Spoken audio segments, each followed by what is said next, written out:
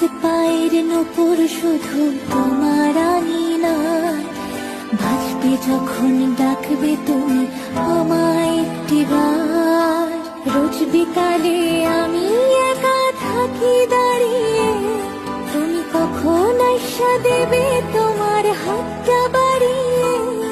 এই হৃৎপিণ্ডের ধপ্পকানি শুধুই যে তোমার, বন্ধু কেন বুঝো না গো বলে বারে বার। আজ ভুলের পাহাড় বইরা তুমি ডুবলে যে নেশায়, সেই নেশাই যেন দূরে ঠেলা দিল যে আমায়।